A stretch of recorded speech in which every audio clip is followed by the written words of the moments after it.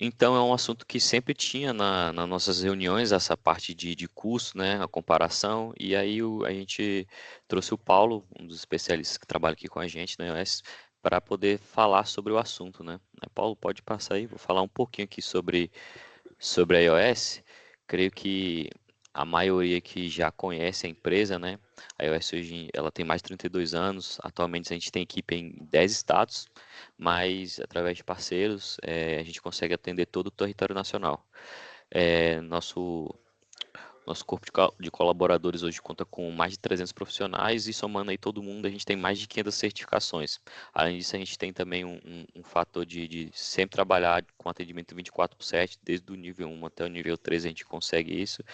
E também temos um time aí certificado especialistas da AWS. E sem contar também que somos parceiros oficiais da AWS. E agora que eu vou passar a palavra para o Paulo, ele vai se apresentar aí e começar o webinar. Fiquem à vontade. Vou fechar aqui a câmera aqui para o foco ficar aí todo na apresentação, pessoal. Até mais. Tá legal. Então, vamos começar aqui. Bom, eu sou o Paulo Roberto, né?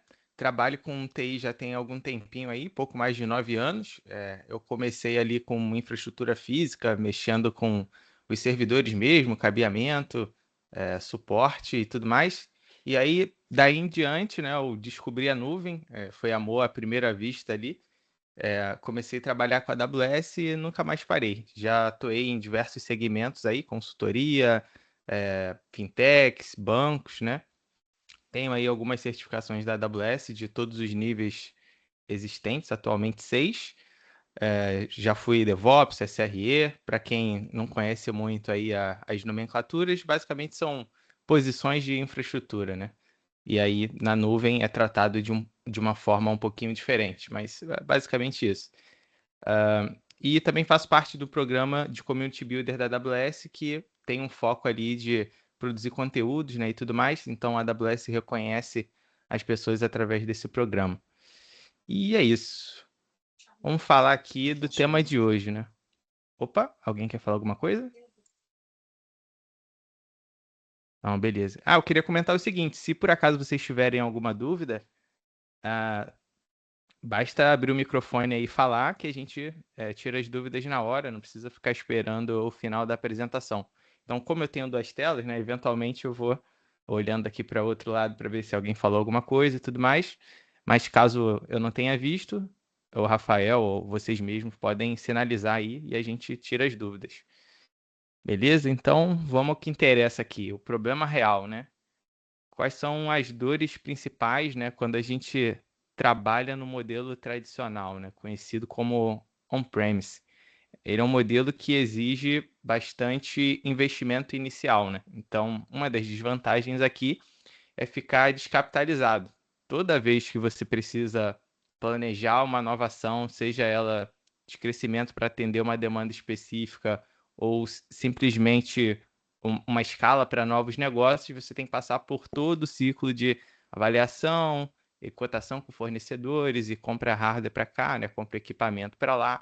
Tudo isso demanda bastante tempo, não é um ciclo de vendas ali para executar, né, todas essas etapas, ele normalmente é bastante demorado e acaba sendo uma forma de atrapalhar o crescimento do negócio, né? Então, você não tem uma estrutura que suporte o crescimento, porque no mundo de hoje em que tudo muda muito rápido, né? Pô, temos aí inteligência artificial, né? Várias coisas que vão surgindo ao longo do tempo. Se você usa tudo local, né? Tudo on-premise, é muito difícil você responder essas mudanças, né? De uma forma rápida. E aí, seu patrimônio fica imobilizado, você investiu para comprar equipamento para poder executar ali, né? Sanar uma determinada necessidade, e aí, beleza, depois, e aí, né? A necessidade talvez era temporária, você precisava de uma escala por um tempo determinado, mas como você já adquiriu o equipamento, você já está pagando por ele, usando ou não, né? E aí, como eu comentei, né, você acaba tendo mais dificuldade de reagir às mudanças de mercado. E aí que entra a história do CAPEX versus OPEX, né? É bem na linha do que a gente está comentando até então. Então, o CAPEX, ele é basicamente despesas de capital, né? Coisas físicas que você tem que desembolsar uma grande quantia em dinheiro para poder ter e fazer uso daquilo, né? Que foi a história dos servidores e comprar os equipamentos que eu comentei, né? Aí deixei aqui alguns exemplos, né, de outros segmentos, por exemplo, a compra de um veículo, sua empresa é uma empresa de logística, e aí a compra de um veículo é uma despesa de capital, né? Porque você tem que desembolsar o dinheiro para adquirir aquele bem que é físico, um bem durável, né? E aí tem algumas desvantagens aqui, né? Foi o que eu comentei mais no início. Você tem muito investimento inicial, antes do valor ser gerado para o negócio, então, putz, você quer atender uma demanda, cara, você venceu um contrato lá, uma licitação, ou conseguir um cliente novo, e, putz, vai demandar bastante ali da sua infraestrutura, você tem que ter mais equipamentos, né, mais pessoal também, principalmente, para poder lidar com essa capacidade. Então, você precisa desembolsar ali uma grande quantia em dinheiro, e aí, né, todos aqueles contras que a gente já falou, putz, muito lento para reagir à mudança, a falta de agilidade acaba impactando na competitividade da empresa também, né? Se você reage de forma muito devagar às mudanças para acompanhar as tendências do mercado que fazem sentido ali para alavancar o seu negócio, você acaba perdendo espaço para o seu concorrente que consegue se mover mais rápido, dependendo da estratégia adotada. Então, o CAPEX tem essas desvantagens, né? E aí foi o exemplo que eu coloquei ali, né? Você está numa preparação para Black Friday, e aí, putz, é isso, traz a empilhadeira que a gente precisa de servidores para poder atender essa demanda. Então, vamos comprar o mais rápido possível para ficar sempre aqui, né? É melhor sobrar do que faltar do ponto de vista de atender os clientes, mas do ponto de vista financeiro, não é a forma mais eficiente, né, de conseguir fazer isso. E aí, depois de um período de alta demanda, né, o exemplo aqui pós-Black Friday, estou usando Black Friday como um exemplo mais comum, né, de aumento de demanda que é sazonal, né, num período específico ali do ano. Então, geralmente tem esse crescimento. Você investiu e agora, beleza, seus servidores estão lá, lindos, maravilhosos, mas a demanda diminuiu. E agora, né? O que que você faz com isso? Na prática, você Paulo, acaba. Oi.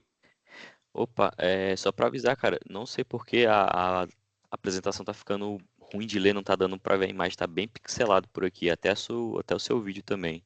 Ah, é? É, Cara, cara.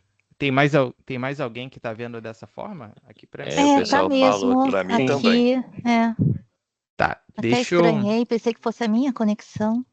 deixa eu Eu fazer o também. seguinte, então. Eu vou inverter as telas para ver se melhora.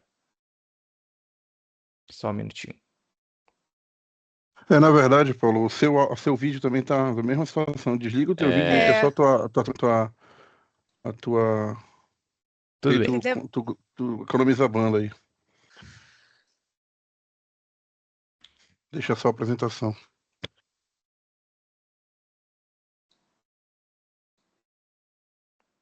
Vou colocar aqui novamente. Vejam se vai melhorar agora.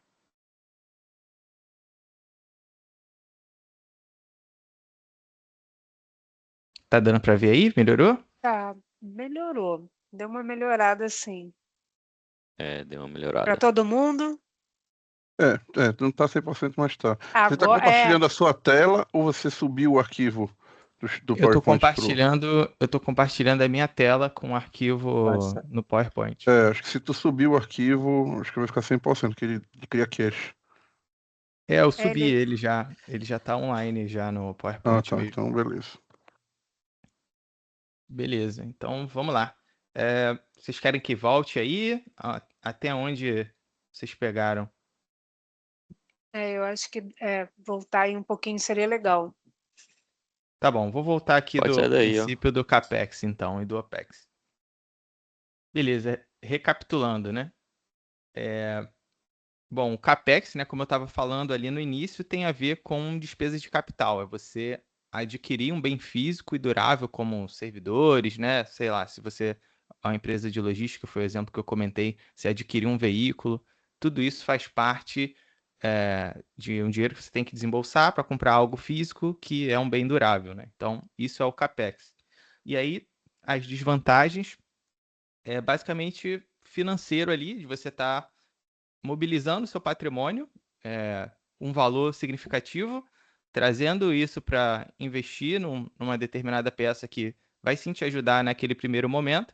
Só que se a sua demanda diminui ou se ela aumenta muito mais do que você planejou, você está sempre nessa linha entre gasto demais para sobrar e eu conseguir atender a demanda, ou tenta acertar a capacidade ali para que nem sobre demais e nem falte, né? Então, acaba sendo muito difícil você se adequar nesse tipo de modelo em que as coisas são muito fixas, né?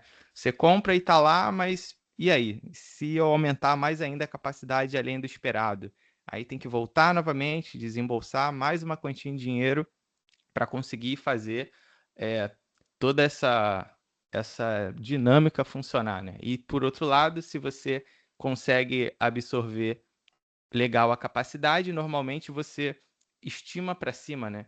Então era bem comum quando eu trabalhava com os data centers ali, é que a gente, beleza, tinha um planejamento, a gente já tinha ali mais ou menos os dados de quanto precisaria, né, em termos de capacidade, seja de armazenamento, por exemplo, na sua empresa você tem muitos arquivos, né, tem que compartilhar entre os setores ao longo dos anos, né, vão se acumulando vários documentos. É muito comum que você tenha que aumentar essa capacidade de armazenamento também. Então, não é simplesmente comprar os servidores, né? Tem todas essas peças envolvidas e tudo mais. O custo de depreciação desse equipamento no tempo, conforme vai passando o tempo, aquele equipamento vai perdendo valor.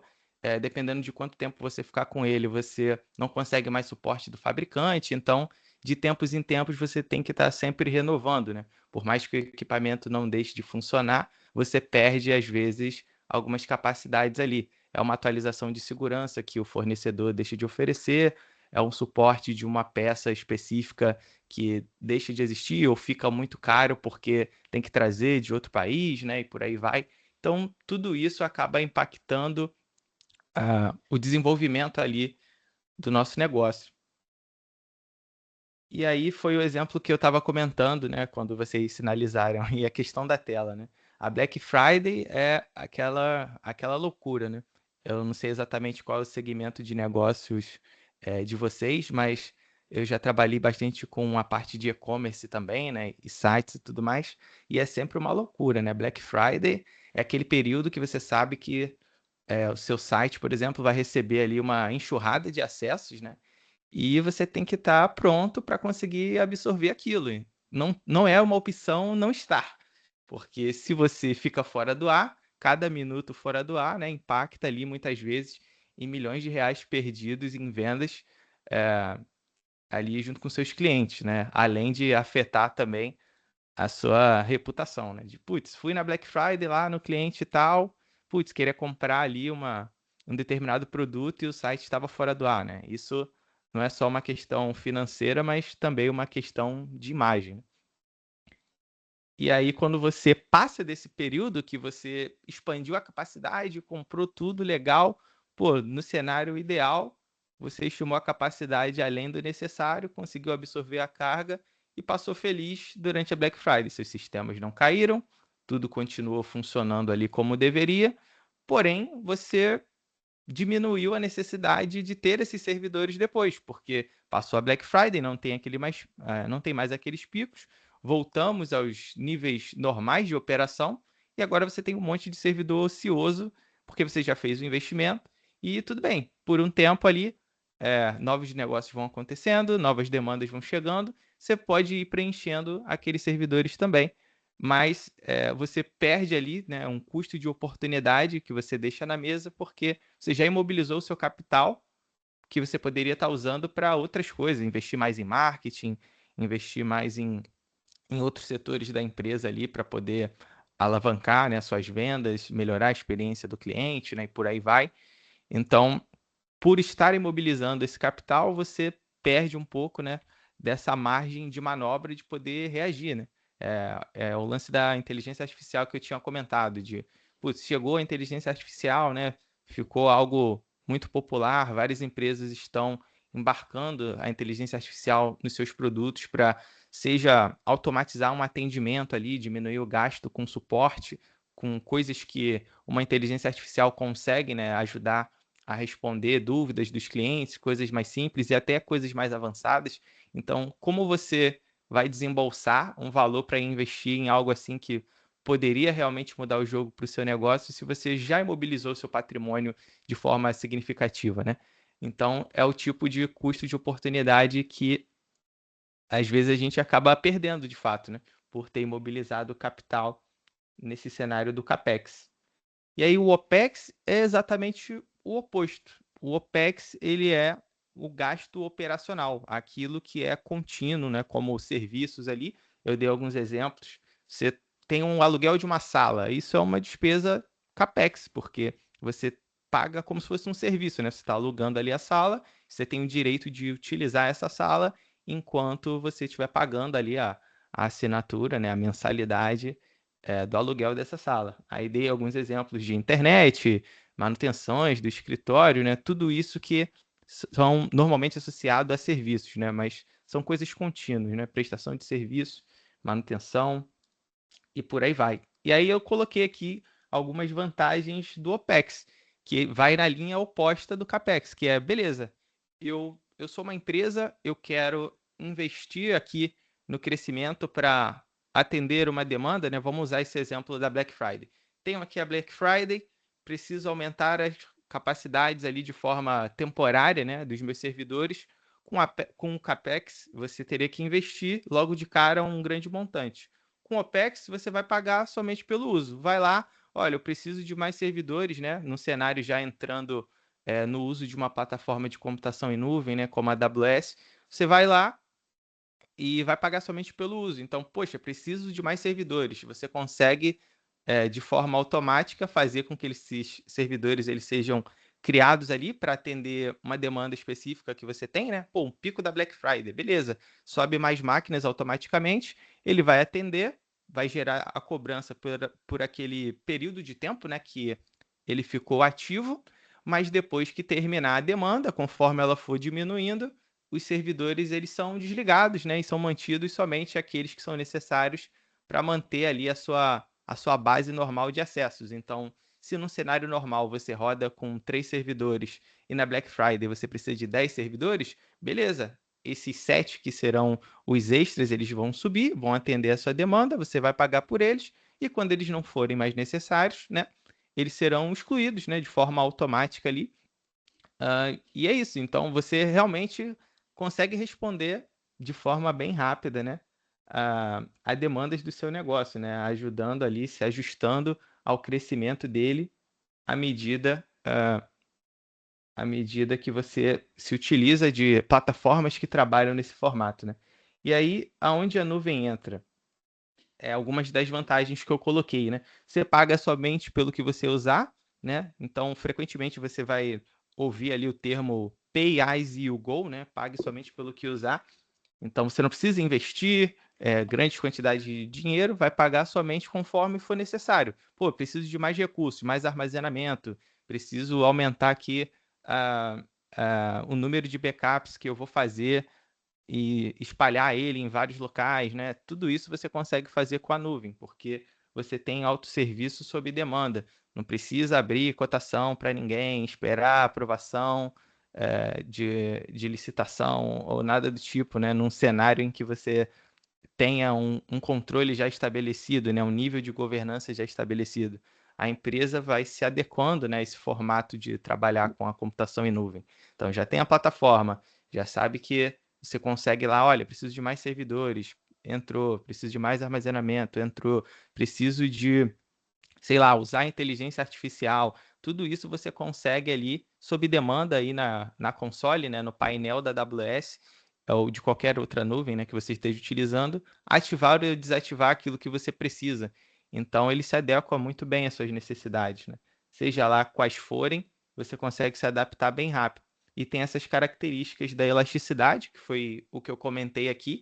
A elasticidade é essa capacidade de se expandir e se reduzir de acordo com a demanda. E o escalonamento automático é justamente o que eu estava comentando antes, né? Você recebeu mais demanda e não precisa ir alguém lá apertar um botão para, olha, preciso de mais máquina porque eu recebi muitos acessos que eu não estava esperando e o meu servidor caiu, né?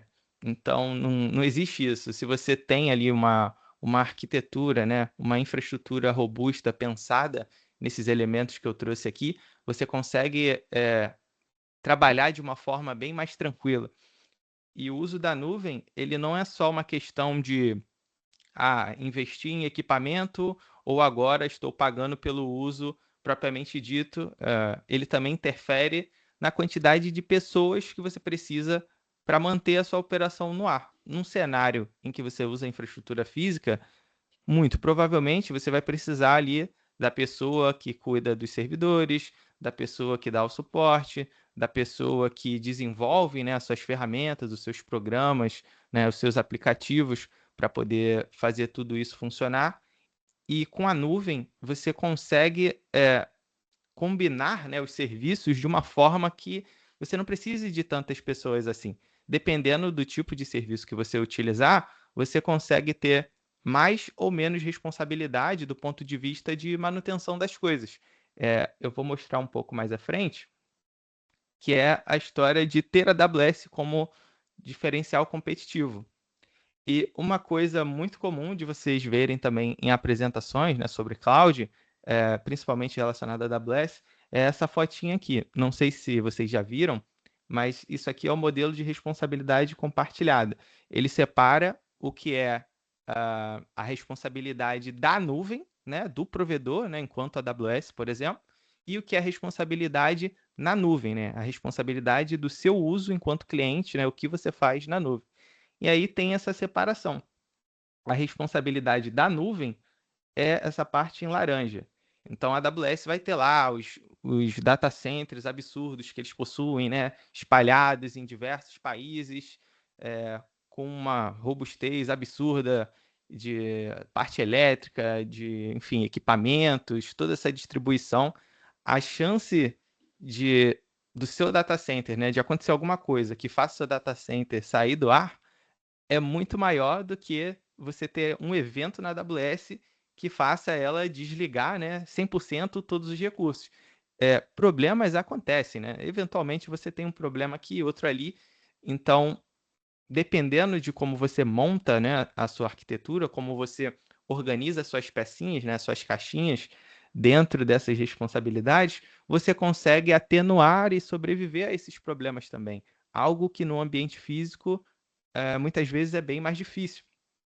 Então aqui você separa por categorias de serviços. A AWS, ela te entrega a base. Olha, não precisa se preocupar com gerenciar servidor, energia elétrica, norma disso, norma daquilo e por aí vai. Eu te entrego essa infraestrutura. Ela é validada, ela é certificada em padrões de mercado.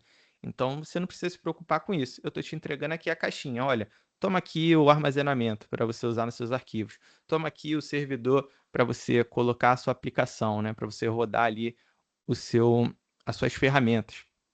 E aí o seu trabalho ali, ele é mais relacionado a operar a sua ferramenta em si. Então, ao invés de você também ficar gastando tempo, o tempo todo, apertando parafuso na infraestrutura, o servidor caiu, o servidor, putz, deu um problema numa peça, tem que substituir. Aqui, essas coisas são muito mais transparentes, né? Então, o foco é realmente no seu negócio. Não precisa se preocupar no que a infra está fazendo. Foca em desenvolver o seu negócio, conseguir mais clientes, né, trazer inovações que vão te trazer um maior diferencial competitivo, né, para você poder sair na frente. Então, é basicamente isso. A nuvem, ela não é algo fechado, que, olha, só tem esse formato, você tem que usar assim, pronto e acabou. Ela é bem versátil. A AWS, ela tem soluções para todos os tipos de negócios, né? Eu vou comentar um pouco mais à frente. E aqui vai em linha com isso que a gente está conversando aqui, né? Você, consegue provisionar as coisas em minutos, poucos minutos, você lá dá meia dúzia de cliques, sobe um servidor novo, contrata um tipo de serviço novo ali para poder ajudar, né, em alguma demanda específica. Você já tem um ambiente que é muito mais seguro por padrão. Claro que a segurança ela é compartilhada também, né? Vamos voltar aqui no slide. Responsabilidade da nuvem, né? E responsabilidade na nuvem.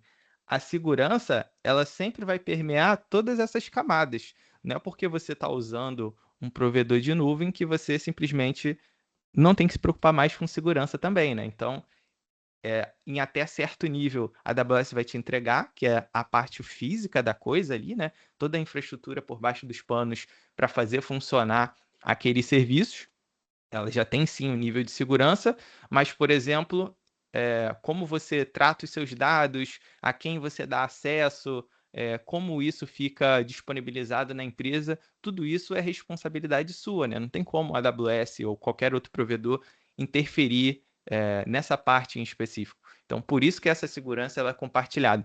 Não adianta o provedor te entregar todas as capacidades de segurança de ponta que tem no mercado e você deixar os seus dados públicos para que qualquer pessoa consiga acessar. Então, tem muito desse viés, né?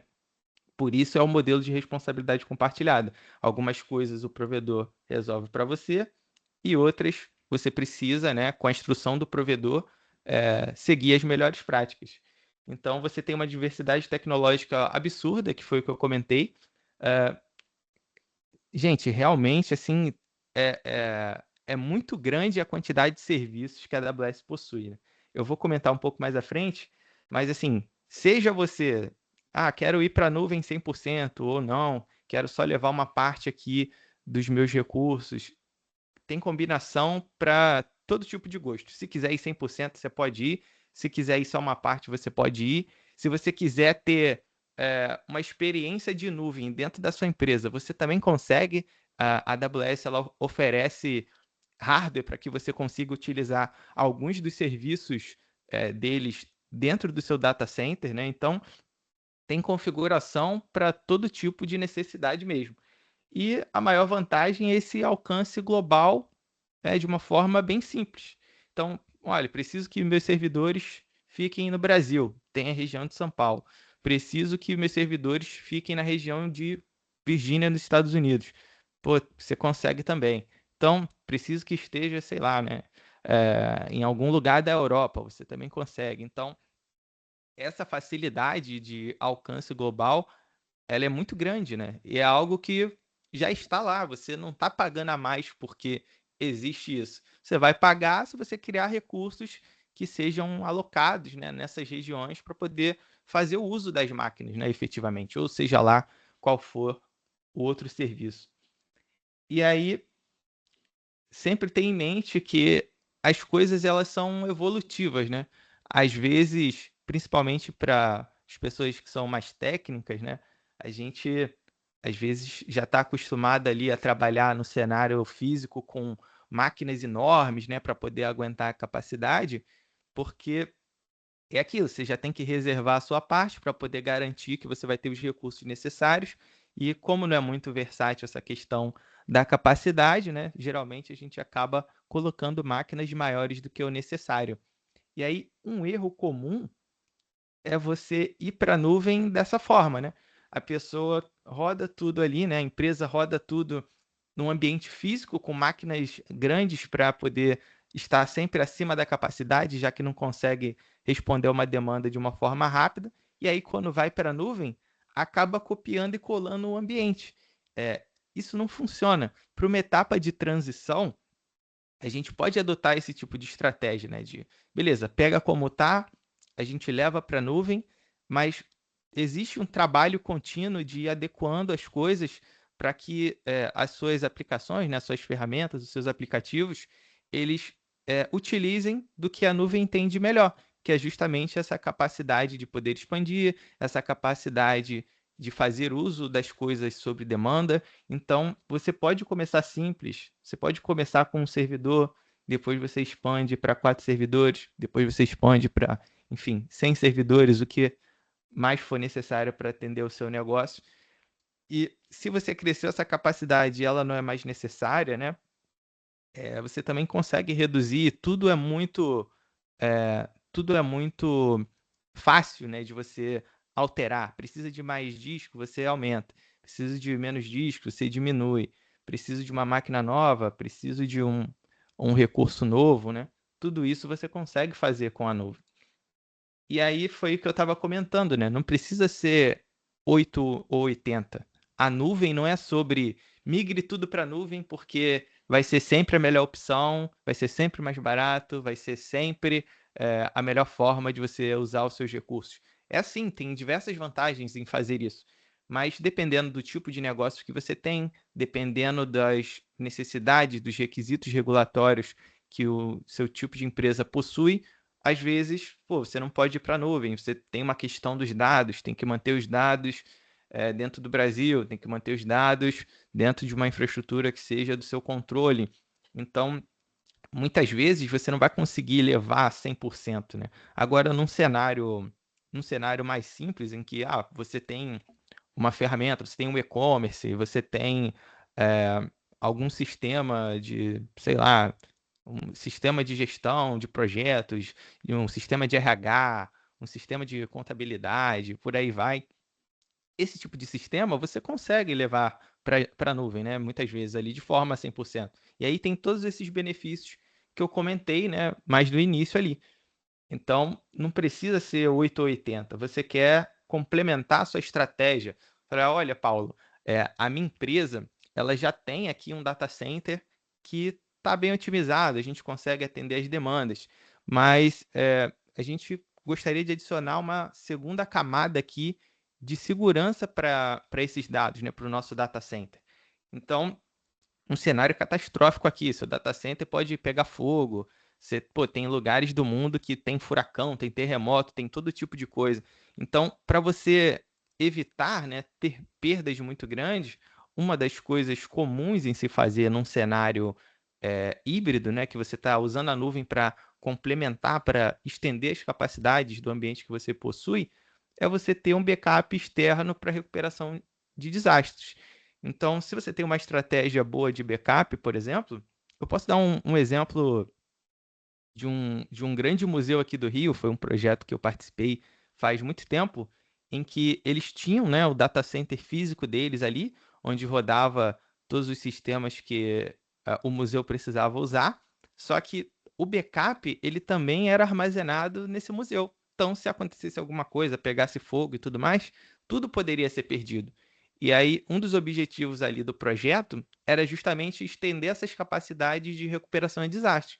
Beleza, nós temos aqui uma cópia local, né, uma cópia física, que se precisar restaurar alguma coisa é mais rápido, né, porque o ambiente já está ali, já está pronto, você tem as ferramentas para fazer isso, mas você tem uma proteção extra que peguei esses recursos aqui, peguei esses dados, essas informações, mandei lá para a nuvem, né, mandei para a AWS, para uma outra região diferente do que já estão seus recursos ali. Beleza, se acontecer uma catástrofe e você precisar reconstruir, né, o seu ambiente do zero, você tem o backup dos seus arquivos, você tem o backup dos seus servidores, né? Uma vez que você monte a infraestrutura de novo, botar as coisas para funcionar, ela acaba sendo muito mais rápido, né? Porque você se preparou, você distribuiu esse risco entre localidades diferentes, né? Você pode ter no data center físico uma cópia com você em casa, uma cópia na nuvem, né? Quanto mais cópias em lugares diferentes, melhor, porque maior a chance de você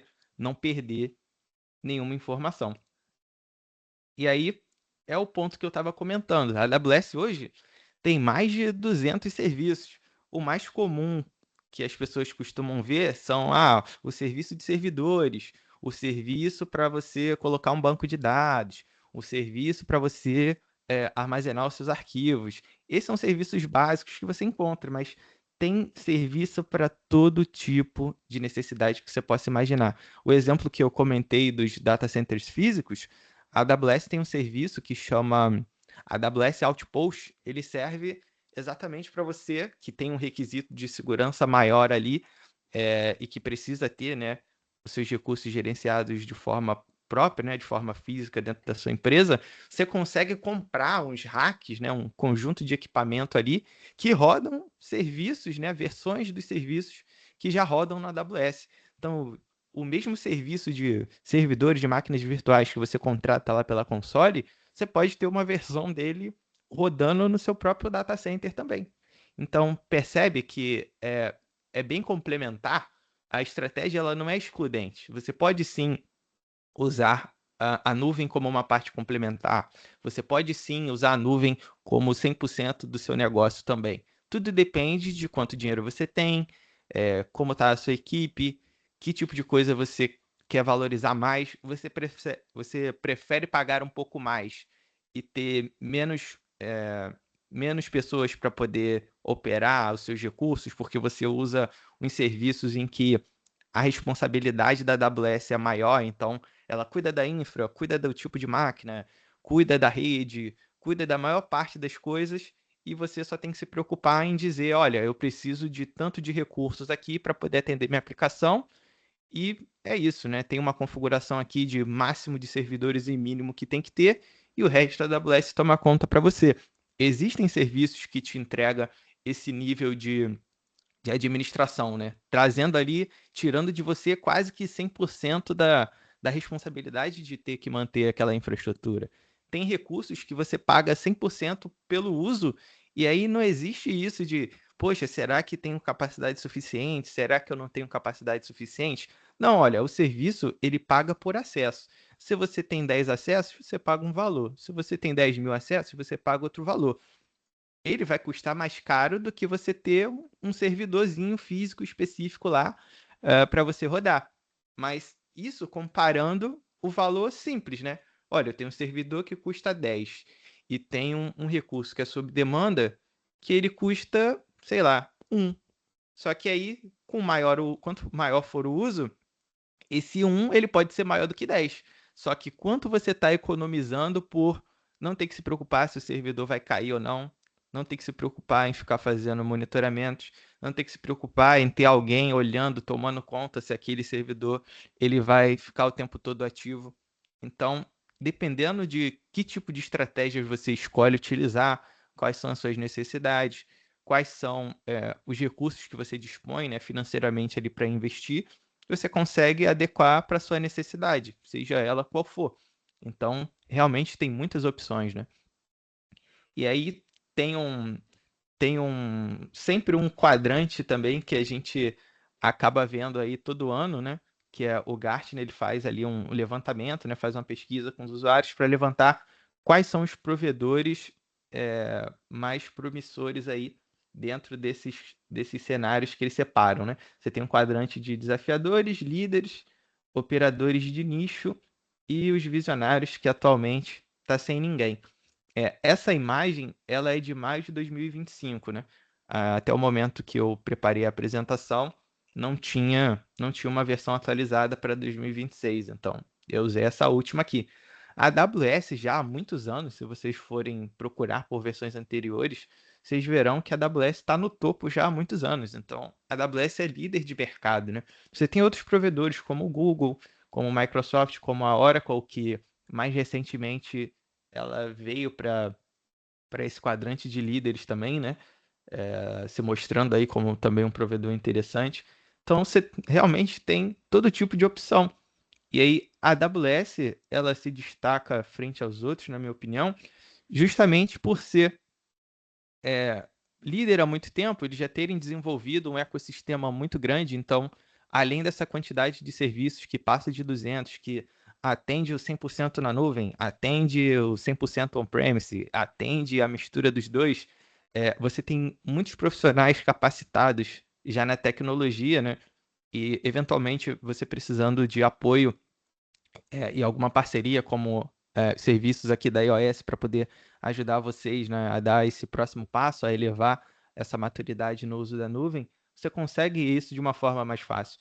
É muito mais fácil você encontrar alguém que já tem experiência com a AWS, com Google, com Microsoft, que são os três principais, versus, sei lá, alguém que usa Huawei Cloud. Existem, né? Esses clientes existem, essas pessoas, essas empresas que oferecem esse serviço, elas existem. Mas aqui já é um provedor mais de nicho, são para coisas mais específicas. Você não tem tanta versatilidade para atender todos esses tipos de necessidade. Às vezes eles são mais focados num contexto específico, né? E por aí vai. Então a AWS hoje é líder justamente por também ter essa versatilidade, né? Do pequeno ao grande, você tem todo esse ecossistema para te ajudar, né, a alavancar o seu negócio. E aí, como eu comentei aqui, né, temos muitos benefícios, sem dúvida, mas nem tudo são flores. A falta de governança, ela anula o benefício da nuvem. E aí, isso aqui vale para qualquer coisa, seja na nuvem ou no ambiente físico. Se você não tem governança, se você não toma conta das coisas, né, não sabe o que está acontecendo no seu ambiente, quantos recursos estão sendo usados, quem tem acesso ao quê, como são usados, formas ali de limitar o privilégio das pessoas para que elas só façam aquilo que seja específico da função delas, né? Usar o menor privilégio do ponto de vista de segurança e tudo isso, acompanhar de forma constante os seus custos, tratar sua infraestrutura como algo evolutivo, né? Não como algo fixo. Então, se você usa um determinado conjunto de recursos hoje, amanhã talvez não seja mais necessário, talvez você possa usar menos recursos, talvez você tenha que usar mais recursos. Então, ter esse acompanhamento, ele é importante. Não adianta a gente ir para a nuvem, achar que copiar tudo que está no físico e levar para a nuvem, colocar lá e nunca mais olhar, nunca mais fazer nada, que isso vai ser mais eficiente do ponto de vista de custo. Não vai. Então, exige, né, essa capacidade de acompanhar, de poder manter ali um olhar, né, uma lupinha mais próxima de como as coisas estão acontecendo, né, e criar processos para garantir que o ambiente ele flua, né, ele seja usado de uma maneira saudável, né. E aí tem aqui os exemplos que você acaba criando custos fantasmas. Então, é imprevisível. Por quê? Você não tem controle, né? É aquela história de o que não é medido não pode ser gerenciado. Então, você não tem política de governança, você não acompanha, né, o orçamento, não tem a responsabilização dos donos. Então, olha, tem a área de marketing que usa determinados recursos. Essa área de marketing pode ter uma conta no provedor só dela. Ah, você tem aqui a área de TI que desenvolve coisas de testes internos e tudo mais. Beleza, isso pode ser ali uma outra caixinha, né? Você vai separando as coisas em caixinhas, não precisa ser tudo num lugar só. Então, tudo isso influencia da maneira com que você usa até a maneira com que você organiza, né? E aí acaba gerando desperdício, porque se você não sabe, não tem controle, as pessoas vão lá, sobe uma coisa, aí vai lá, testa, e aí esqueceu que deixou ligado e depois vem a surpresa, né? Não sei se já aconteceu com algum de vocês, mas já aconteceu comigo, já aconteceu com alguns amigos, né? De que no início ali, quando você ainda não está acostumado, não sabe usar os recursos da nuvem para te prevenir, né? De ter esse tipo de surpresa financeira. Ah, fui testar um recurso, subi uma máquina aqui, fui fazer outra coisa, esqueci que esse recurso estava de pé, e aí depois você vê a fatura, né? De, poxa, olha, veio aqui $100 que, sei lá, eu não estava esperando porque eu deixei uma máquina ligada que não era necessário, eu esqueci. Então, você ter mecanismos, né, que te ajudam a tomar conta do seu ambiente, né, de identificar essas torneiras vazando, vão te ajudar a ter um ambiente saudável, um ambiente otimizado do ponto de vista financeiro. E aí entenda que o otimizado não significa necessariamente só gastar menos, né? Mas ele pode ser gastar melhor. Às vezes você não precisa necessariamente reduzir, você precisa gastar melhor aqueles recursos. Então, tem todo tipo de dinâmica ali que você pode implementar para trazer essa segurança, né? E uma arquitetura mal projetada, ela contribui bastante para essa ineficiência. Foi o ponto que eu trouxe há algum tempo aqui. Não adianta você pegar o que está no seu data center físico, copiar e colar na nuvem e achar que as coisas vão milagrosamente funcionar de uma maneira otimizada. Elas não vão. Exige um trabalho inicial para que algumas coisas sejam adequadas, que a gente crie esses processos, crie essa governança, né, crie esses monitoramentos para poder acompanhar o nosso ambiente e realmente ter um ambiente saudável, né, e eficiente do ponto de vista de custo. E aí, como ter previsibilidade? A AWS, né, assim como vários outros provedores, ela te entrega um leque de ferramentas. Então, a previsibilidade, ela é baseada em dados, ela é baseada em informações. Então, aqui eu estou listando alguns recursos, né, e alguns serviços que a AWS oferece para poder te dar esse controle de como acompanhar, né? Como eu sei quanto estou gastando? Como eu sei quanto o time de marketing está gastando de AWS? Quanto eu sei como o time de desenvolvimento está gastando com a AWS, né? Tudo isso você consegue acompanhar através de serviços que ela mesma já te oferece. Esses dashboards eles são meramente ilustrativos, né? Eles não representam o painel da AWS. Mas só coloquei um exemplo de tipos de visões que você consegue criar, né, usando algumas outras ferramentas para trazer ali uma previsão. A AWS já te entrega de graça muita coisa. Para você ter essa previsibilidade, você não precisa contratar necessariamente uma ferramenta externa, né? O provedor ele já te entrega muito do que você precisa saber. Então, olha, nesse mês você gastou tal, no mês passado você gastou tal. A AWS já te diz, olha, esses foram os serviços que mais destoaram, né, de um mês para o outro. Você acabou aumentando muito no uso de um serviço tal, diminuiu no outro. Então, é muito mais fácil você acompanhar esse tipo de coisa hoje do que era, sei lá, 10 anos atrás, né? 9 anos atrás, quando eu comecei. O ambiente, ele passou ali por uma jornada de maturidade, né? Então, foram criadas novas ferramentas, novas funcionalidades que trazem essas informações. E você não precisa ficar preso na AWS também para fazer essas análises. Dependendo do ambiente que você trabalha, sei lá, você usa um Power BI, né, uma ferramenta aí da Microsoft para você fazer análise de dados. Você consegue exportar os dados de faturamento ali da sua conta AWS, levar para algum lugar que você consiga analisar, né, por exemplo, com o seu Power BI, né? Conseguir importar aquela fonte de dados ali e trabalhar com ela, criar seus próprios mecanismos, né, de visualização, de alertas, de acompanhamento. Então, tudo isso é possível, né? E volta no ponto de ser versátil. Você quer usar só o que a AWS oferece? Você consegue. Você tem a sua própria maneira de se organizar e quer adicionar aquele seu toque de personalização para trazer informações que, por padrão, não são entregues, você também consegue. Então, tudo isso sem precisar necessariamente sair da nuvem. Você pode sair se você quiser. Existem formas de fazer isso, né? Você consegue exportar, né, e tudo mais. Então, tudo isso vai contribuir para que você tenha esse ambiente de equilíbrio, né? E aí, a otimização de custos, eu coloquei alguns nomezinhos específicos aqui, mas são tipo de coisas que a AWS oferece para que você pague menos, né? Para que você gaste menos. Via de regra, você tem alguns formatos. Não vou entrar muito aqui no Technical Case, mas o que vocês precisam saber é quanto mais você gastar na nuvem, parece meio contraintuitivo, né? Mas quanto mais você gastar, mais barato tende a ficar, porque você também tem desconto por volume. O cliente que gasta com 10 servidores, ele vai ter uma cobrança X. O cliente que gasta com 1.000 servidores, ele vai ter uma cobrança X menos 10, por exemplo. Porque com o volume, quanto mais você usa, você vai atingindo cotas ali, né? Níveis de desconto por volume maior. Então, você também consegue contratar alguns pacotes. Quanto mais previsível também for o seu uso, mais barato pode ficar.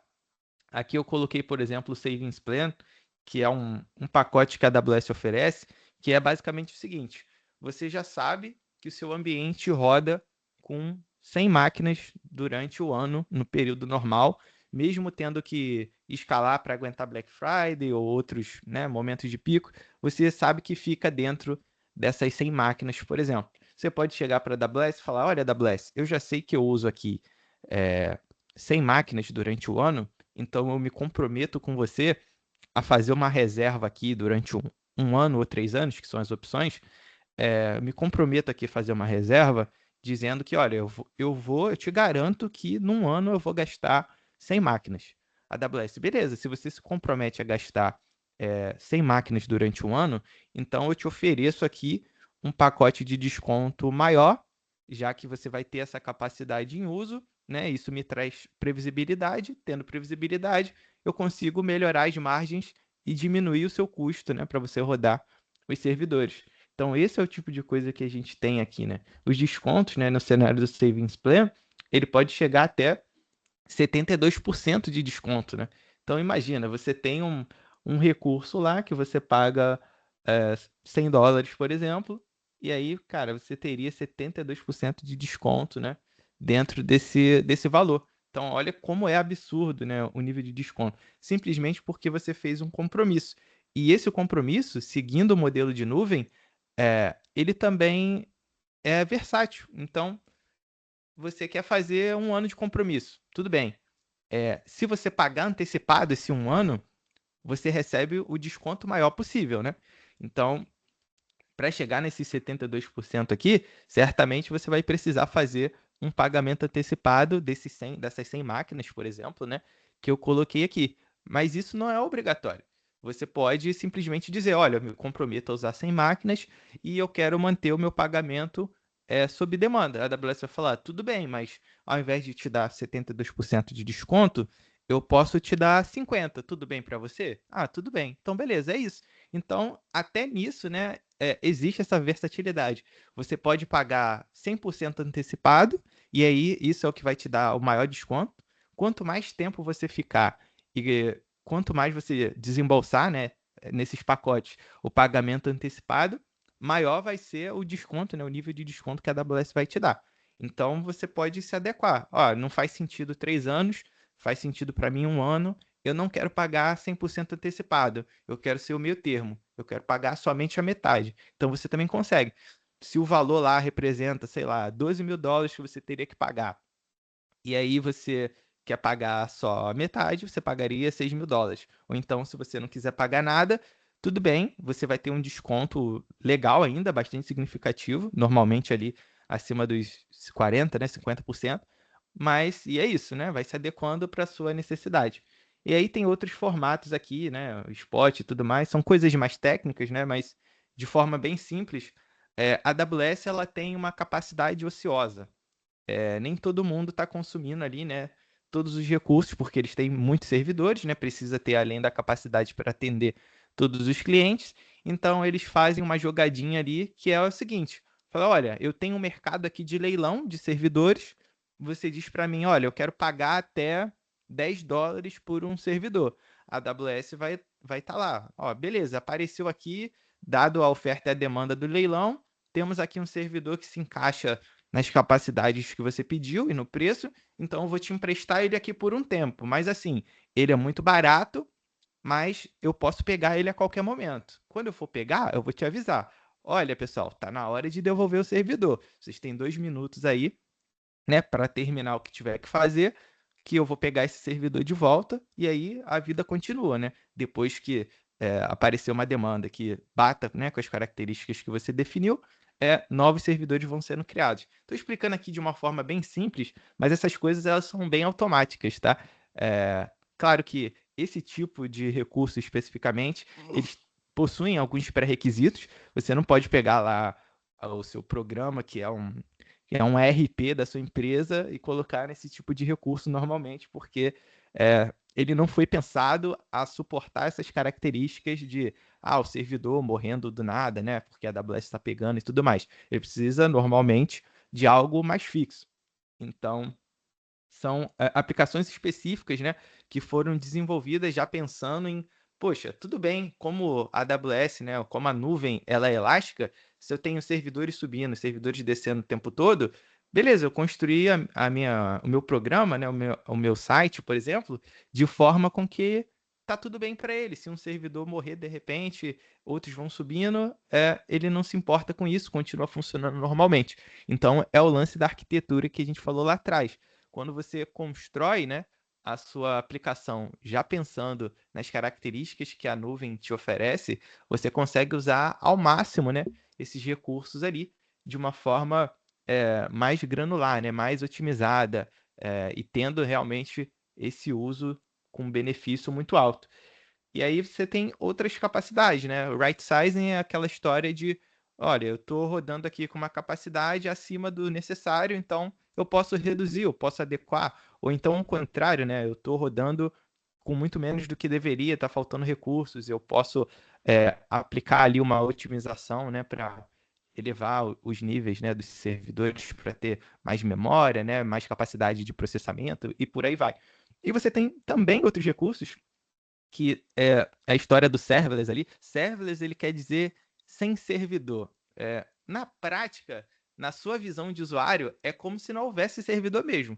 Pensa que você acessa sei lá, uma plataforma hoje como o Booking.com, né? Você vai comprar lá seu site, a sua passagem. Você acessa por um linkzinho, né, no seu navegador, você faz a reserva, compra a sua passagem E é isso, você não sabe se ele usa um servidor, se ele usa 2 servidores, se ele usa 10 servidores, 100 servidores. Essa, assim, eu estou simplificando bastante, né, para poder ilustrar aqui, mas é basicamente essa a ideia do serverless. Então, você normalmente vai pagar sempre pelo uso ali. Se usa mais, paga mais. Se não usa nada, não paga nada. Existe essa opção também. Se você, dependendo do tipo de recurso que você utiliza, né? Ele responde sob demanda. Olha, estou aqui pronto. Enquanto você não me chamar, eu estou tranquilo. Não gasto dinheiro, estou aqui parado te esperando. Aí você chega para ele e fala: olha, responde aí para mim, preciso de um retorno. Aí ele, opa, fiquei ativo, vou fazer o que você pediu, né? Vou processar aqui o seu documento, a sua fatura do seu cartão, sei lá, e vou te devolver essa resposta e depois eu volto a dormir. Se precisar de mim, me chama. É meio que isso, né? Então, o serverless também te ajuda bastante para atender essas demandas que são esporádicas, né? E principalmente variáveis. Você tem um período de atividade que você está acordado, seu servidor está ativo, está fazendo as operações que ele precisa fazer, mas depois de um tempo, não tem mais demanda para ele, ele pode simplesmente, beleza, vou dormir aqui, te aguardo, a hora que quiser, só me chamar. E aí você economiza porque você só realmente está pagando pelo que você está usando, né? E quando não está usando, você não paga nada. No servidor não tem isso, né? Você contrata o servidor, olha, custa $100. Tem o servidor. Estou usando, pago $100. Não estou usando, pago $100 também. Então, existem, né, outros mecanismos que te ajudam a fazer isso. E aí, aqui é um exemplo de roadmap, né, para uma transição mais segura. Tudo começa na avaliação e no inventário ali. Levantamento dos seus ativos, o que você tem, entender o seu nível de maturidade. Será que sua equipe está preparada? Você precisa de um parceiro ali para poder apoiar nessa evolução. Você precisa de um parceiro para poder te ajudar a fazer essa avaliação inicial, né? Planejar essa migração para a nuvem. Você avalia ali o seu custo total, né, da solução, né, que é o TCO. Ele não é simplesmente um servidor custa 100 e outro servidor custa 200. É tudo aquilo que influencia no custo da operação também. Então, tem o custo do servidor, se você usa o data center físico, tem o custo da energia elétrica, tem o custo do pessoal para manter, tem o custo da luz, enfim, tem toda essa dinâmica, né, que envolve ali a sua operação, ela vai ser convertida, né, no TCO, que é o custo total de propriedade. E aí são basicamente, eu coloquei aqui 4 etapas para ilustrar, né? Então é isso. Primeiro você entende onde eu estou hoje, o que eu preciso, o que falta. Beleza, você define também a parte de governança. Como é que vai funcionar aqui como é que vai funcionar aqui a dinâmica para os nossos funcionários utilizarem a nuvem? Olha, vai ter que abrir um chamado de acesso, tem esse processo, você só pode ter permissão dentro do escopo da sua área específica. Poxa, tudo bem. Como é que vai funcionar a organização dos setores? Não, o time de marketing, né, que eu usei de exemplo aqui, vai ter uma conta separada para eles. O time de financeiro vai ter uma outra, enfim, por aí vai. Essas contas vão ter identificações específicas para a gente saber, né, pelo painel de faturamento olha, filtrei aqui pelo tipo de custo de alocação do setor de marketing. Então, consigo filtrar de uma forma mais simples, consigo acompanhar. Você planeja, né, essa migração, entendendo a estratégia, o que é melhor. Será que é melhor levar tudo que está do jeito que está on-premise, levar para a nuvem e a gente ir adaptando depois? Ou será que é melhor a gente já subir fazendo algumas adaptações, né? Tudo isso vai depender das suas necessidades, né? E aí você, com a ajuda de um parceiro como a iOS, né, a gente pode te ajudar justamente a fazer toda a etapa, né, cumprir todo esse ciclo de vida aqui, desde te ajudar a fazer avaliação inicial, né, de maturidade, te ajudar a definir políticas de governança e tudo mais para aplicar esses controles que eu comentei, né, fazer a migração de uma forma planejada, né, de uma forma tranquila, para que a gente consiga, né, subir todos os recursos ali sem grandes indisponibilidades, né, sem impactar o negócio e tudo mais. E por fim, a parte de otimização, né, que é um trabalho contínuo, né? A parte de FinOps, né, a gente acaba normalmente associando, para quem já ouviu falar desse termo aí, são um conjunto de práticas para otimização financeira dos seus gastos na nuvem. E aí, seja com qualquer plataforma de nuvem que você assinar, né? Não especificamente, só a AWS, só o Azure, só o GCP, né? É qualquer plataforma mesmo. Você assina um Salesforce, é nuvem também, né? Tudo isso impacta. Então, você implementar essa cultura de que as pessoas se preocupam com o custo, as pessoas levantam, né, desde da etapa inicial de proposição de um novo projeto. Olha, temos um projeto, vamos usar isso, isso e isso. Já temos uma ideia inicial de que vai custar tanto. Trazer esses dados desde o início é muito importante, né, para que todos tenham, né, crie esse hábito e não simplesmente, vamos só contratar tudo aqui e ver no que dá, e às vezes a fatura vem maior do que o planejado, estoura o seu orçamento e tudo mais, né? E aí a ideia é que a nuvem seja um motor de eficiência, trazendo essa agilidade, né, capacidade de responder a mudanças rápido, ter essa transparência de conseguir, se você organizou direitinho, ter a visibilidade de quem gastou o quê, e o principal que é o foco no cliente. Não precisa se preocupar se o seu servidor está caindo ou não está caindo, ou se você consegue atender a demanda ou não consegue atender a demanda. Se você seguiu esse ciclo bonitinho de planejar, definir os processos, definir a governança e conseguir se apoiar nesses pilares, você consegue realmente focar em entregar mais rápido para o seu cliente, porque a base, o alicerce, né, a infraestrutura que está ali por baixo dos panos, ela está te atendendo sem te trazer dor de cabeça, né? Ela é a solução, não um problema. E aí, para finalizar aqui, né, caminhando já para o fim, eu queria trazer aqui para vocês um case de otimização de custos, bem rapidinho.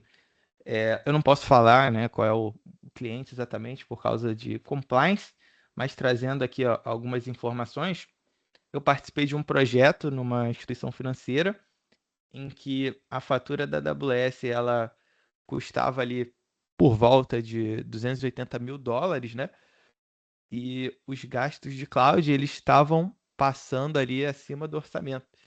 E aí, durante 9 meses de projeto, encontrando ali, né, o que precisava ser alterado e tudo mais, a gente conseguiu uma redução de $100.000 mensais, né? Então, basicamente, R$ 500.000, né, mais de R$ 500.000 por mês economizados, fazendo esse trabalho mais focado de olha, vamos definir como a gente está gastando, vamos separar os centros de custo, vamos identificar os recursos, vamos separar as responsabilidades, né?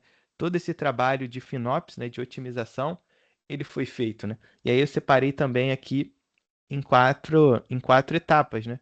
Basicamente você define um plano, define as priorizações do que você vai atacar primeiro. Olha, eu tenho 100 atividades para poder reduzir custo, e aí quais dessas atividades é mais importante, né? Quais dessas atividades vão mover o ponteiro de forma mais rápida em prol de gastar menos, por exemplo, que foi o objetivo aqui. Então, conforme você vai definindo esse plano, priorizando e tendo essa revisão e acompanhamento constante, você vai alcançando, né, uma escala maior nessa redução, né? Foi o que a gente conseguiu. Em mais ou menos 9 meses ali, a gente teve um ganho bem absurdo ali, né, de eficiência financeira, porque a gente começou a trabalhar mais focado, mais direcionado, né? O cliente em questão, ele estava trazendo mais isso, né, com mais força, com mais relevância, né? Algo que estava sendo apoiado pela diretoria inteira para a gente conseguir alcançar a eficiência que o negócio precisava. Então, tudo isso foi muito importante, né? Todo esse acompanhamento, essa revisão, esse planejamento e por aí vai. E aí é isso, pessoal. Tem aqui o espaço para perguntas. Se vocês quiserem fazer alguma pergunta, fique à vontade.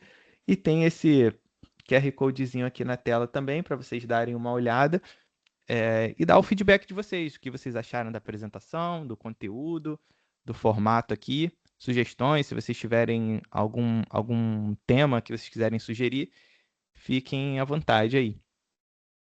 E é isso. Paulo, Alguém quer fazer tudo alguma bem? pergunta? Rafael aqui do Tribunal da TCM da Bahia. Primeiro, Peraí que acho que meu fone desligou. você me ouve, Paulo? Agora tô ouvindo, pode falar. Pronto, beleza. Primeiro, parabenizar aí pela apresentação. Tá muito aderente à realidade. Eu posso dar o nosso testemunho aqui. A gente já está em produção na nuvem há 4 anos. Tá? A gente teve um direcionamento de migrar 100% da nossa produção para a nuvem. E eu acho que, como órgão público, o nosso maior receio justamente é não quanto à execução do contrato, porque eu acho que hoje os brokers estão bem amadurecidos, a gente consegue ter essa transparência de custo e tem funcionado muito bem, muito tranquilo. Mas, por exemplo, a gente tem um contrato acabando ali na frente, em 2027, e nosso maior temor agora é como a gente vai fazer quando esse contrato não puder mais ser renovado e a gente colocar esse edital na rua, o que é que vem pela frente, né? A gente sabe que um contrato de 5 anos já vem com preço bem defasado, a gente vem, né, intermediando a briga entre o broker e o provedor para poder manter preço. E eu acho que o maior receio nosso justamente é nesse momento, nessa fase. Até vou contar com o apoio de vocês aí na hora de elaborar esse edital, a gente está iniciando agora. Mas certamente para órgão público, com as questões de licitação e tudo mais, a gente tem esses problemas aí ao fim dos contratos. Com a lei nova, prestação de serviço, a gente até tem uma possibilidade maior de prazo, é algo que a gente busca nesse, porque o nosso contrato vigente foi da 866, mas na 14133 a gente consegue serviço botar um pouquinho mais para frente. Mas a gente também fica com esse receio de fazer um contrato muito longo. Será que ele vai ser execuível até o fim, com essas variações de dólar, essas guerras comerciais entre os brokers e os provedores, né? Concessões de descontos e remoções de concessões de descontos. Então, assim, dá para perceber essa parceria entre vocês e a AWS. Eu queria ouvir de vocês como é isso, essa questão do desconto, porque o nosso contrato atual, por exemplo, a gente tinha a possibilidade de contratar a AWS e no meio do caminho a relação comercial entre o broker e a AWS foi deteriorando e a gente não teve mais a possibilidade de fazer contratações através da AWS, tá? Hoje a gente é 100% Google, mas como é que funciona para vocês assim? Qual a posição de vocês para nós clientes para nos trazer segurança numa futura contratação da AWS ou de qualquer outra nuvem que vocês comercializem? Perfeito. Tudo parte do pressuposto, né, dentro do cenário que a gente falou aqui, né, de entender qual é a real necessidade. Realmente existe essas questões de, principalmente variação de dólar, né, por mais que no fim do dia você até pague em real, mas é o dólar convertido, né, o valor não é localizado, então realmente existe essa variação.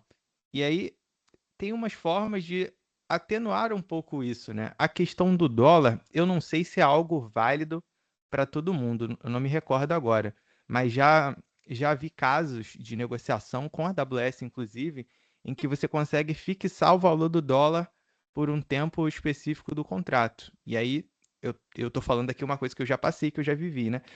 Eu não sei se isso é aberto para todo tipo de cliente ou se é a partir de um tamanho específico, que eu trabalhei em clientes maiores ali, e tudo mais, e tinha esse precedente, né?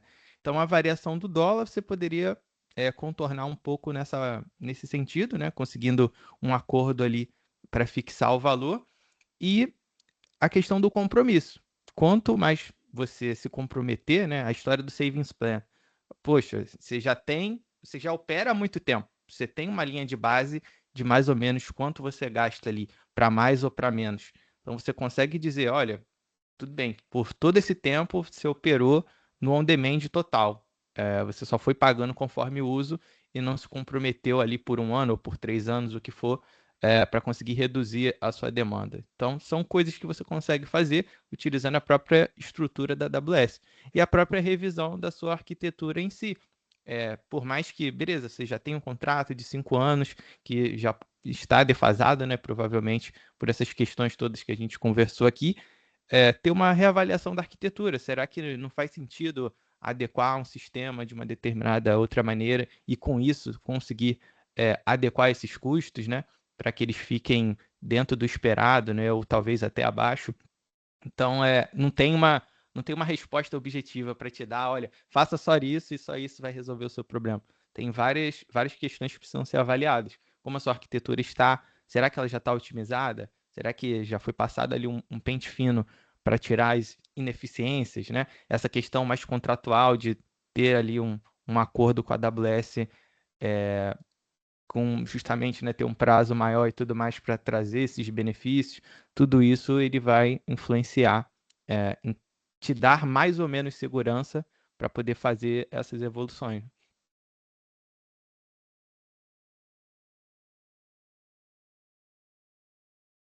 Rafael, Às vezes tem rapidinho. um cenário simples. Só deixa eu dar um exemplo aqui, ó, Rafael. Às vezes, por exemplo, você está na AWS, aí você usa a região de São Paulo. A região de São Paulo é substancialmente mais cara de qualquer outra região. Acho que, se não for a mais cara, é uma das mais caras. A diferença entre você rodar uma coisa em São Paulo e rodar uma coisa em qualquer outra região, às vezes beira ali a 30%, 40% de diferença. É o mesmo produto, é o mesmo recurso, mas o simples fato de ele estar numa região e não na outra já faz ser mais caro. E às vezes o cliente não tem essa necessidade. Você tem ferramentas internas que você coloca na nuvem. Às vezes você não tem essa necessidade de estar rodando em São Paulo. Se tiver em São Paulo, vai ser mais perto do seu usuário, consequentemente o acesso é mais rápido. Mas dependendo do tipo de sistema que você possui, isso é meio que imperceptível, sabe? Você tem um site ali que você consegue, enfim, utilizar outros mecanismos para deixar os acessos mais rápidos para os usuários, né? Estar mais próximo dos usuários e por aí vai. Então, você conseguiria migrar, né? Num cliente que eu estou trabalhando agora, por exemplo, eu fiz essa avaliação, eles rodam majoritariamente em São Paulo. O simples fato de tirar tudo de São Paulo e mover do jeito que está para outra região já reduziria ali uns $2.000 de uma fatura que é mais ou menos $8.000. Então, tipo, simplesmente trocar de região às vezes já te traz essa eficiência. Claro que eu estou usando um exemplo bem específico, né? Aí é como eu falei, né? Tem que avaliar as necessidades de cada um. Mas é isso, existem, né, formas da gente atenuar esse risco financeiro também. Rafael, só para complementar aqui a resposta do Paulo, talvez uma preocupação que a gente tem ali quando vamos falar de setor público é o tipo de contratação, né? Porque geralmente a gente trabalha com objetos, às vezes a contratação é para algum tipo de demanda específica, e como você falou, vamos pensar no contrato de longo prazo. Aí às vezes a demanda muda, altera, você tem o lançamento de um produto novo, uma onda de mercado que muda, como você está tendo a DAIA agora, e isso, se você trabalha num contrato fechado com um rol taxativo, você ficar preso aquilo e não vai conseguir usufruir dos benefícios da nuvem. Eu acho que foi uma das suas dúvidas essa questão, né? Então, talvez é o momento de tentar trabalhar outra maneira da contratação. Vamos pensar na AWS. A AWS, ela tá te dando ali acesso ao console dela e ela não quer saber se você vai estar usando um EC2, um ECS, se você vai estar usando o S3 ou um DynamoDB. Você vai estar usando, onde você vai botar o seu dado, você que vai escolher. E o que ela vai cobrar de você? Se você usar isso, você vai pagar X. Se você usar aquilo, você vai pagar Y. Então, talvez mudar a forma de contratação. Você pensar talvez em uma conversão, em vez de um rol taxativo de serviço, uma contratação às vezes por crédito, entendeu? Por exemplo, como se fosse uma UST que a gente teria, né? Quando você fala de hora homem, você poderia pensar em alguma coisa desse tipo. Talvez ajude aí a pensar aí em alternativas para contratar, porque aí você não fica fechado a trabalhar só com algum tipo de serviço próprio. Até se você quiser fazer um teste, você consegue para ver se vai fazer sentido ali para o órgão, né? Para o seu setor. Aí é só uma sugestão mesmo que talvez complemente aí o entendimento da resposta. Beleza. Na verdade, assim, como a gente é 100%, todo o nosso workload do ambiente on-premise foi para a nuvem, é um ambiente bem complexo e aquela coisa, a gente não pode mais correr o risco de não ter contrato vigente de prestação de serviço de cloud, porque senão a gente teria que fazer um rollback para o nosso ambiente on-premise que ficou defasado porque a gente direcionou os investimentos para a parte de nuvem.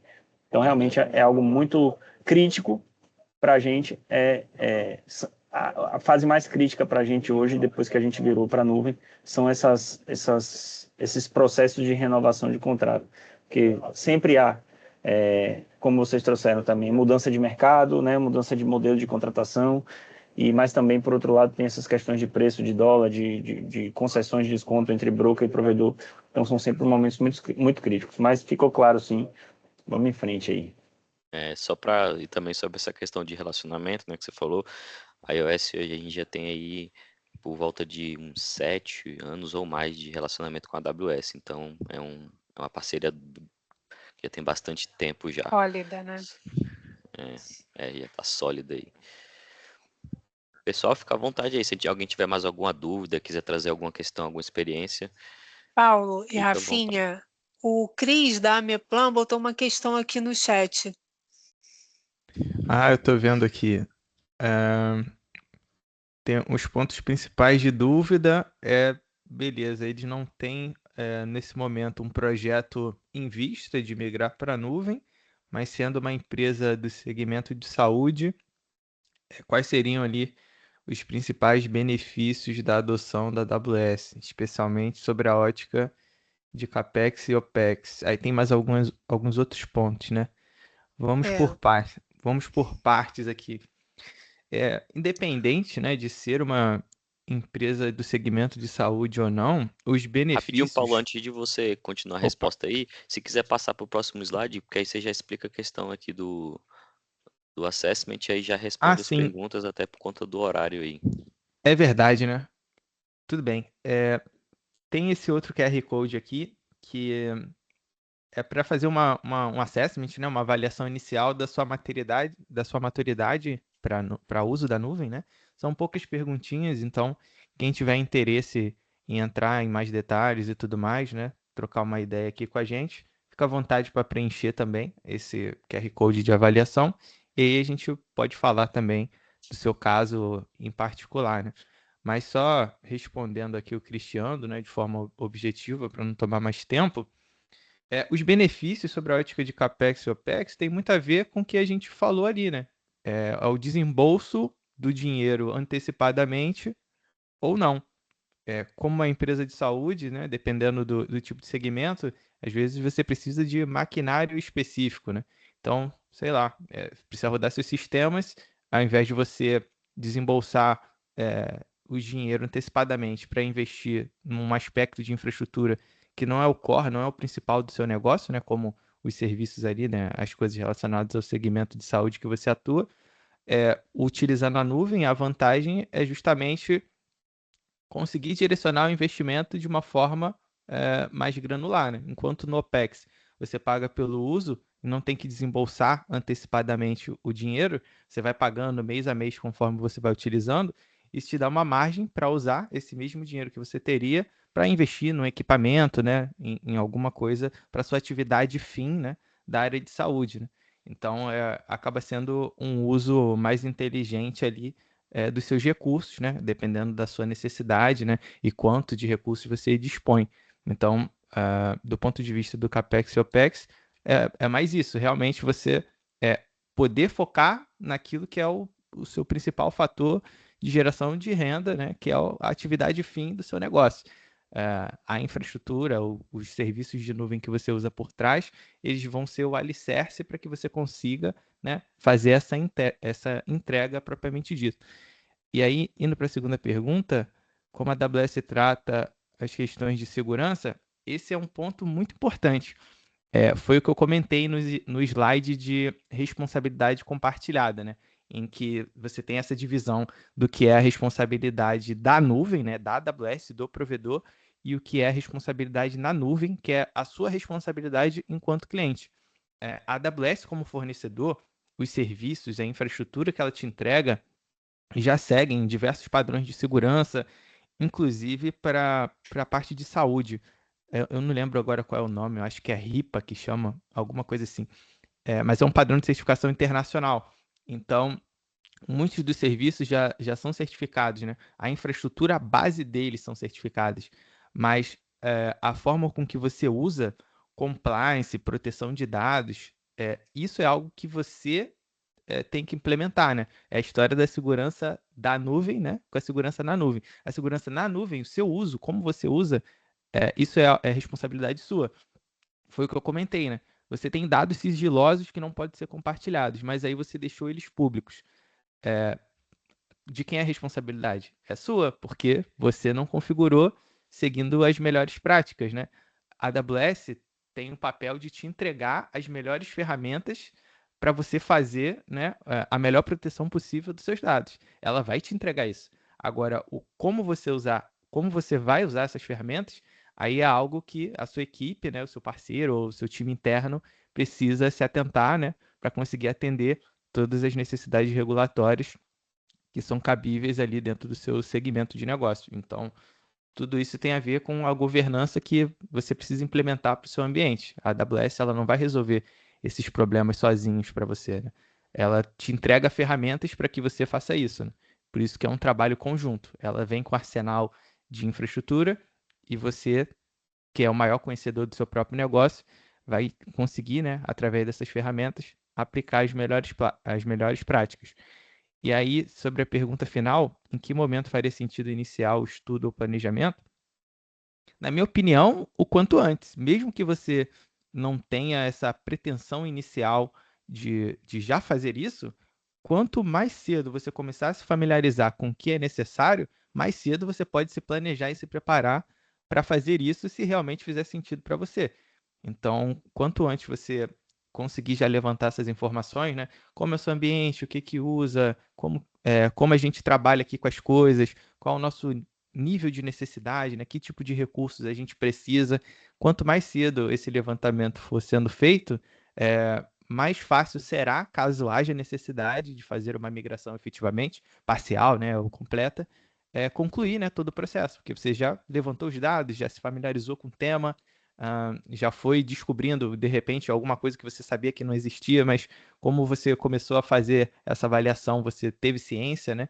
Então, a visibilidade é o primeiro passo, né? Então, quanto antes, melhor. E a iOS está aqui para te ajudar também nessa jornada.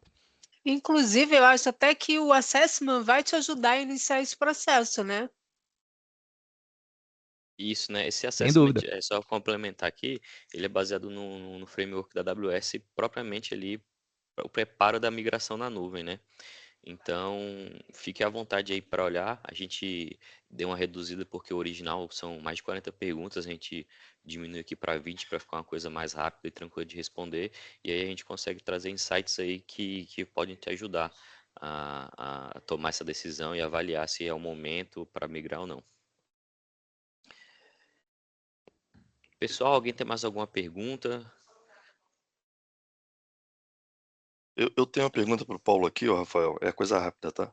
Tá Ô, ok, pode Paulo, ficar à vontade. nesse trabalho de assessment, traz alguma informação quanto à depreciação de hardware? Especificamente não. São perguntas mais relacionadas à sua maturidade quanto ao uso, né, da nuvem ali e tudo mais. Então, não vai É, ter algo específico sobre isso, mas se você tem alguma necessidade específica ali, você pode mandar uma mensagem para a gente aí. O Rafael tem os contatos, né? Você pode deixar aí, o Rafael, o contato também. uhum. E aí fiquem à vontade para mandar suas necessidades, né? Quais são suas outras dúvidas, caso houverem, que eventualmente vocês podem não ter falado aqui, e trazer um cenário mais particular da empresa de vocês. Aí fica mais fácil de dar uma recomendação ou não, né? Tendo o embasamento do qual é a sua necessidade, o que que vocês usam, o que que vocês possuem, qual é o cenário que vocês estão hoje, né? E aí com isso a gente pode ajudar a tentar trazer alguma ideia ali.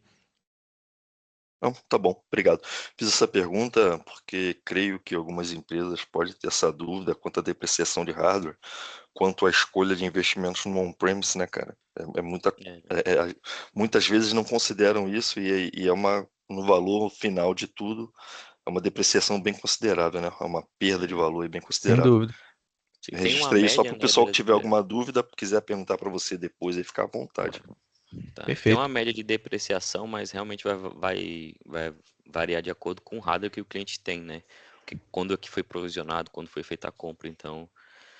Mas tem um valor. Que aí, caso o pessoal no assessment tem uma questão aí sobre a infraestrutura atual, né? E aí a gente pode, depois na entrevista ali, quando for entregar os resultados, a gente pode bater um papo sobre essa parte aí.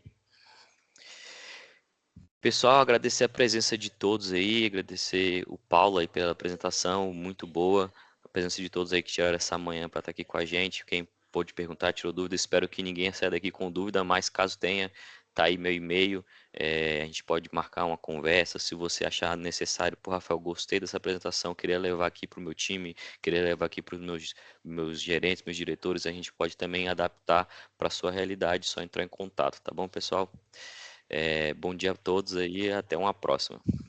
Muito Falou, obrigada. pessoal. Bom Até a dia. próxima, hein? Pessoal, muito obrigado aí a presença de todos aí. Um abraço. Obrigada, gente. Até a próxima. Até.